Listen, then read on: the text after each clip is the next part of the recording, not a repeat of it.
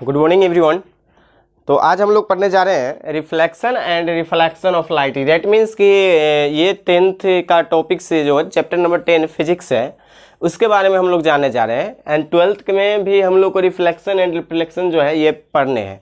तो हम लोग एक बेसिक लेवल से 10th और 12th दोनों लेके चलेंगे। तो फर्स्ट ऑफ मैं 10th की बात कर रहा हूँ जिसमें reflection and refraction of light ये ओनली फॉर इंग्लिश मीडियम में होगी। और ये इंग्लिश मीडियम मैं पूरा सिलेबस कवर करवाऊंगा फिजिक्स का, ये क्लास 10th का, जिसमें हम लोग फर्स्ट चैप्टर यानी फिजिक्स का जो फर्स्ट चैप्टर है वो 10 number chapter according to NCERT. और ऐसे हम लोग दूसरा अगर राइटर का यूज करते हैं फिजिक्स का बुक तो first chapter reflection and refraction of light पढ़ने को मिलता है, जिसमें हम लोग को बहुत सारे लाइट्स के बारे में, रिफ्लेक्शन ऑफ लाइट और रिफ्रैक्शन ऑफ लाइट्स, इसके रूल्स, ये सब के बारे में हम लोगों को जानना होता है। तो फर्स्ट ऑफ ऑल हम लोग जानते हैं लाइट्स क्या होते हैं, क्योंकि इस चैप्टर में हम लोग को लाइट्स के बारे में जानना है। तो सबसे पहले हम लोग लाइट्स के बारे में पढ़ लेते हैं। तो लाइट्स क्या होती है? लाइट्स एक क्या है? एनर्जी है। Lights is a form of energy. Lights क्या, जैसे कि सोलर प्लेट हो गया, तो वो सोलर प्लेट जो है वो चार्ज होता है और उसके बाद हम लोग अपना फ़ोन वगैरह या बहुत सारे चीज़ जो है चार्ज करते हैं। तो वो क्या देता है? वो प्लेट को एक एनर्जी देता है। एनर्जी जो है बैटरी को, वो बैटरी में कन्वर्ट हो जाता है और फिर हम लोग उसका यूज करते हैं। तो क्या है? Light is the form of energy we able to see beautiful worlds around because of lights. Lights के कारण ही आज हम लोग पूरे दुनिया को, पूरे पृथ्वी को हम लोग देख रहे हैं। तो वो किसके कारण है? तो लाइट्स के कारण है। ठीक है, अगर हम लोग के आंख भी हो और लाइट अगर ना हो तो हम लोग किसी भी वस्तु को देख नहीं पाएंगे। तो लाइट्स क्या है? तो लाइट्स जो है, lights is a form of energy be able to see beautiful worlds around us because of light. और लाइट के कारण हम लोग सभी चीज को देख पाते हैं। उसके बाद बात करते हैं कैरेक्टरिस्टिक्स ऑफ लाइट्स की, यानी लाइट्स में क्या क्या कैरेक्टरिस्टिक्स होते हैं, उसका क्या क्या गुण होता है। तो फर्स्ट मैंने जो लिखा है कैरेक्टरिस्टिक्स ऑफ लाइट का, वो फर्स्ट है light always travel in straight line. Light हमेशा स्ट्रेट लाइन में चलते हैं। हमेशा, जब भी कहीं भी हो, लाइट हमेशा स्ट्रेट लाइन में चलते हैं। इसे हम लोग प्रोपागेशन ऑफ लाइट्स भी कहते हैं। ठीक है, यानी लाइट हमेशा कैसे चलते हैं? तो स्ट्रेट लाइन में। जैसे अगर हम लोग देखते होंगे तो घर या छत में जब थोड़ा सा होल होता है तो उससे देखते होंगे बहुत सारे जो है लाइट से जो है वेव आते रहते हैं, बहुत सारे धूलकण यानी पार्टिकल जो है आते रहते हैं, वह सीधे फॉर्म में आते हैं। ठीक है, तो लाइट्स क्या है? लाइट्स जो ट्रेवल करते हैं वो स्ट्रेट लाइन में। First characteristics. Second, it is speed of 3 × 10⁸ meter per second in vacuum. इसका जो चाल होती है, ये लाइट जो है सभी मीडियम में चल सकते हैं। और फर्स्ट मीडियम जो लाइट्स का है वो लाइट्स स्पीड जो है वो हमेशा वैक्यूम में जो होता है वो 3 × 10⁸ मीटर पर सेकेंड होता है। कहाँ पे होता है? वैक्यूम में होता है। यानी कि जब स्पेस हो ऊपर में तो वहाँ पे यह 3 लाख मीटर पर सेकेंड से स्पीड से चलती है। ठीक है, light is an electromagnetic wave. Light क्या है? एक इलेक्ट्रोमैग्नेटिक वेव। जैसे अगर हम किसी से कांटेक्ट करते हैं, बात करते हैं, तो बात करने के फॉर्म में क्या होता है? जैसे कि एक टावर लगा होता है और टावर से हमारा मोबाइल जो है कांटेक्ट करता है और वो जो होता है वो इलेक्ट्रोमैग्नेटिक वेव होता है जो कि टावर से हमारे फ़ोन तक आता है और फिर वह मतलब कांटेक्ट होके और एक दूसरे के फॉर्म में बदल के और दूसरे से बात होते हैं।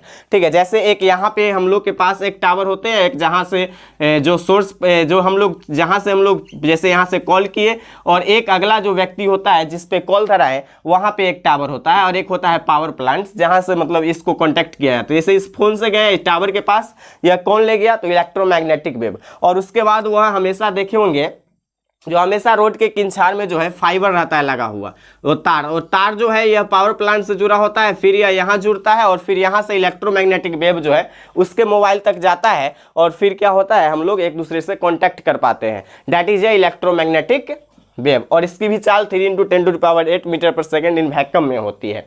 ठीक है, अगला है इट्स फ्रीक्वेंसी। इसका जो फ्रीक्वेंसी होती है, फ्रीक्वेंसी का मतलब क्या होता है? धड़कन। जैसे हमारे हार्ट जो है 72 बार 1 मिनट्स में धड़कते हैं, इसी तरह जो है इसकी जो फ्रीक्वेंसी होती है लाइट्स की, वह 1 सेकेंड में यानी 400 से 800 टेस्ला जो है हर्ज होते हैं। यानी कि टी का मतलब होता है 10⁻12, यानी इतना हर्ज से जो है यह कंपन करता है लाइट्स। ठीक है, लेकिन हम लोग को दिखता नहीं। जैसे अगर हम लोग अपने घर में लाइट का उपयोग करते हैं, इलेक्ट्रिक लाइट का, वह जो है उसमें भी इलेक्ट्रोमैग्नेटिक वेव होते हैं। उसमें भी क्या होते हैं, तो वह उसमें भी फ्रीक्वेंसी होता है। इतना न तेज से वो कंपन करते हैं जो हम लोग को दिखाई नहीं देते हैं, बट वो क्या होते हैं, उसमें जो है कंपन होती है जिसके कारण वो लाइट जलते रहते हैं, लेकिन उस कंपन को हम लोग महसूस नहीं कर पाते हैं क्योंकि बहुत ज़्यादा तेजी में वो होता है, बहुत स्पीड में होता है, बहुत ज़्यादा उसका वैल्यू होता है। ठीक है, it's comes on the earth. Light जो है हमारे पृथ्वी पे कितने देर में पहुंचते हैं, कितने टाइम में, तो 8 मिनट 60 सेकेंड टोटल टाइम लेते हैं। Its wavelength is 380 nanometers to 740 nanometer. इसका जो वेव लेंथ होते हैं वह 380 से 740 नैनोमीटर तक होते हैं। 1 नैनोमीटर इक्वल टू 10⁹ होते हैं। ठीक है, लाइट्स हैव डुअल नेचर। देखिए, लाइट्स को डुअल नेचर होते हैं, यानी कि इसको हम लोग कहते हैं, लाइट्स जो है दो वेव यानी दो फॉर्म में होते हैं। लाइट दो फॉर्म में होते हैं, एक वेव के फॉर्म में और दूसरा पार्टिकल के फॉर्म में। वेव यानी कि जैसे हम लोगों ने अभी बात किया इलेक्ट्रोमैग्नेटिक वेव, तो लाइट्स क्या है, इलेक्ट्रोमैग्नेटिक वेव, यानी कि एक वेव के फॉर्म में है और सेकेंड पार्टिकल के फॉर्म में। जैसे कि हम लोग जैसे देखते हैं जब होल रहता है किसी घर में या मतलब छत में, तो ऊपर से जब लाइट आते हैं तो वह पार्टिकल छोटे छोटे पार्टिकल की तरह रहते हैं। दैट मीन्स कि वह पार्टिकल भी है और वेव भी है। वेव के बारे में हाइगेंस ने बताए थे और पार्टिकल के बारे में आइंस्टीन ने बताए थे। आइंस्टीन ने बोला था जो यह एक लाइट जो है एक पार्टिकल है, और हाइगेंस ने बोला था जो यह एक क्या है, वेव है। और दूसरी बात हम लोग करें तो लाइट का जो साइंटिफिक नेम है, लाइट का साइंटिफिक नेम वह इलेक्ट्रोमैग्नेटिक इंडक्शन, इलेक्ट्रोमैग्नेटिक रेडिएशन क्या है, इलेक्ट्रोमैग्नेटिक रेडिएशन। जैसे यहाँ पे हम लोग देखते हैं इलेक्ट्रोमैग्नेटिक वेव, तो यहाँ पे क्या, इलेक्ट्रोमैग्नेटिक रेडिएशन याद रखेंगे। साइंटिफिक नेम यानी साइंस में इसको किससे पुकारा जाता है, तो इलेक्ट्रोमैग्नेटिक रेडिएशन के नाम से जाना जाता है। ठीक है, तो इसे हम लोग अच्छे ढंग से देखेंगे और पढ़ लेंगे। और आगे हम लोग और पढ़ते हैं, आगे है जैसे कि according to lights there are all 3 types of object. Object जो है जैसे कि किसी ऐसा वस्तु होता है जिससे प्रकाश पास कर जाता है, किसी से नहीं पास करता है, या ऐसा कोई वस्तु होता है जो लाइट देता है, कोई लाइट नहीं देता है। तो अलग अलग ढंग से जो है अलग अलग प्रकार के होते हैं, जिसके बारे में हम लोग अब पढ़ते हैं। देखिए, हम लोग लाइट और लाइट्स का स्टैटिस्टिक्स देखे। अब देखते हैं अकॉर्डिंग टू लाइट्स, यानी लाइट्स के अनुसार जो है ऑब्जेक्ट को 2 प्रकार में बांटा गया है। According to lights there are 2 types of object, एक लिमिनियस ऑब्जेक्ट, दूसरा non luminous object. Luminous object और नॉन लिमिनियस ऑब्जेक्ट क्या होते हैं? Luminous object an object that has own light, जिसके पास खुद का लाइट होता है, जिसके पास खुद का लाइट होता है उसे हम लोग कहते हैं लिमिनियस ऑब्जेक्ट, और जिसके पास खुद का लाइट नहीं होता है उसे हम लोग कहते हैं non luminous object. Luminous object that means कि जो लाइट देता है, जैसे कि सन से हम लोग लाइट को लेते हैं। स्टार, जितने भी स्टार होते हैं सबके पास लाइट होते हैं, सन भी क्या है, एक स्टार है। ठीक है, बल्ब, मोमबत्ती, ये सब जो होते हैं ये सभी के सभी लिमिनियस ऑब्जेक्ट्स होते हैं। नॉन लिमिनियस ऑब्जेक्ट्स क्या होते हैं? जो लाइट्स नहीं देते हैं, जैसे ये मार्कर हो गया, ये बोर्ड हो गया, ठीक है, या बहुत सारे जैसे प्लैनेट्स, अर्थ, मून, ह्यूमन, या जो भी जो लाइट्स हम लोग को नहीं देते हैं उसे हम लोग कहते हैं नॉन लिमिनियस ऑब्जेक्ट्स। ठीक है, लिमिनियस और नॉन लिमिनियस समझ गए। अब हम लोग समझते हैं according to lights ray fallings on the object there are 3 types of object. Object 3 प्रकार के होते हैं अकॉर्डिंग टू लाइट राइट यानी कि प्रकाश के किरण के अनुसार, जिससे वो पास करती है नहीं करती है, इसके अनुसार जो है 3 भागों में बांटा गया है ऑब्जेक्ट को। एक ट्रांसपेरेंट ऑब्जेक्ट, ट्रांसलूसेंट ऑब्जेक्ट्स और अपेक्यू ऑब्जेक्ट्स। देखिए, ट्रांसपेरेंस मतलब होता है पारदर्शी, पारदर्शी का मतलब पार कर जाना, पारदर्शी मतलब पार कर जाना, या ट्रांसपेरेंट्स मतलब एक दूसरे से पार कर जाना। जैसे हम लोग देखते होंगे वाटर में लगभग 200 मीटर तक जो है 200 मीटर तक जो है लाइट्स जो है अंदर तक जाता है। ठीक है, तो वाटर हो गया ट्रांसपेरेंट ऑब्जेक्ट। क्लियर ग्लास, जैसे ग्लास अगर क्लियर होते हैं तो उससे लाइट आर पार पूरे कर जाते हैं। ऐसे ग्लास नहीं जो मतलब पूरे क्लियर होते हैं, जिसमें लेंस उन्स नहीं लगा होता है। ठीक है, तो वो जो क्लियर ग्लास होते हैं वो ट्रांसपेरेंट ऑब्जेक्ट होते हैं। क्लियर एयर, हवा जो क्लियर अगर रहते हैं तो उससे भी क्या होते हैं, लाइट जो है पास कर जाते हैं। यह क्या कहलाते हैं? Transparent object. ट्रांसपेरेंट ऑब्जेक्ट का अगर डिफिनेशन हम लोग लिखे तो क्या लिखेंगे? If you able to see clearly through out an object it allowing lights to pass throughout it and it is called transparent object, जिससे जो है क्लियर में पूरे लाइट जो है पास कर जाए।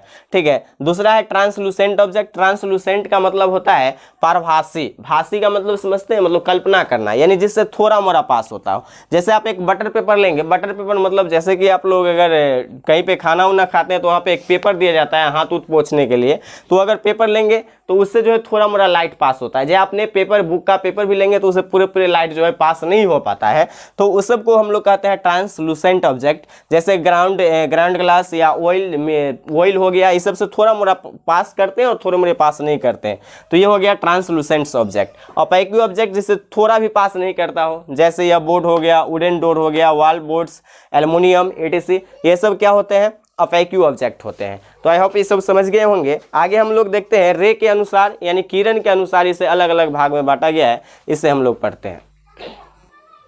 चलिए देखिए, आगे हम लोग देखते हैं रे ऑफ लाइट। जैसे हम लोगों ने अभी पढ़ा था, किसके बारे में पढ़ा था? तो अभी हम लोगों ने पढ़ा ट्रांसपेरेंट, ट्रांसलूसेंट, ऑपेक्यू, ल्यूमिनियस, ये सब सारी ऑब्जेक्ट के बारे में पढ़ा था। आगे हम लोग पढ़ते हैं रे ऑफ लाइट्स, यानी कि प्रकाश का किरण क्या होता है।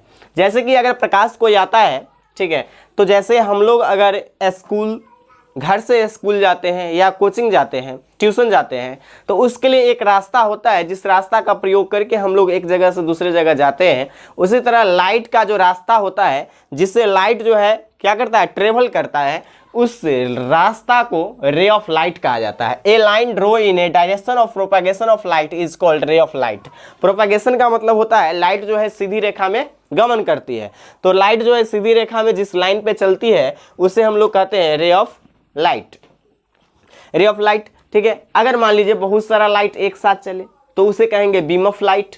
जब बहुत सारा लाइट हो तो बीम ऑफ लाइट। जैसे अगर हम लोग एक ग्रुप में चलते हैं तो समूह, उसको कलेक्टिव नाउन कहा जाता है। उसी तरह अगर एक साथ चले तो उसे कहेंगे beam of light. A group of रे of light emitted by a source of light is called beam of light.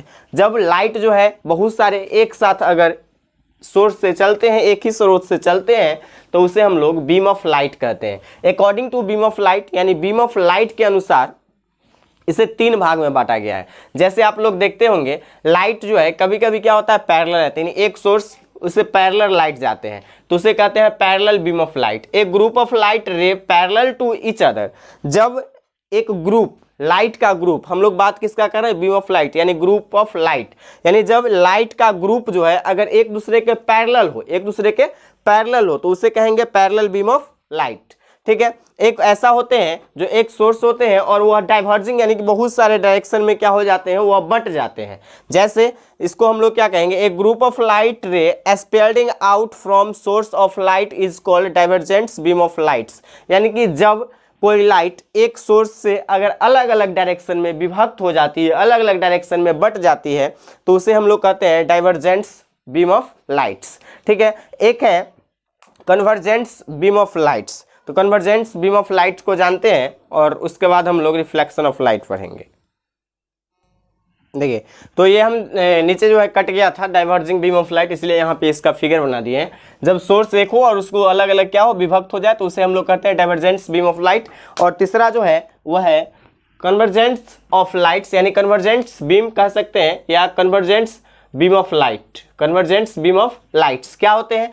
तो जब अलग अलग लाइट जब एक ही पॉइंट्स पे आके मिलते हैं, यानी एक ग्रुप ऑफ लाइट, यानी ग्रुप लाइट्स का ग्रुप जो है emitting at a points is called convergence beam of light. जब एक पॉइंट पे आके सब क्या हो जाते हैं? मिल जाते हैं, तो उसे हम लोग कन्वर्जेंस बीम ऑफ लाइट कहते हैं। तो ये रही हम लोग के बेसिक की बात जो आप लोग नोट कर लिए होंगे। सबसे बेसिक जो है ये जो हम लोग को पढ़ना होता है वह 6, 7, 8 में ही पढ़ने होते हैं। अब जो है हम लोग मेन टॉपिक्स जो है हम लोग का पढ़ना है वह पढ़ना है reflection and refraction of light. तो हम लोग अगले वीडियो में लेके आएंगे रिफ्लेक्शन ऑफ लाइट एंड उसके लॉ के बारे में और उसके नियम के बारे में और उसके न्यूमेरिकल के बारे में।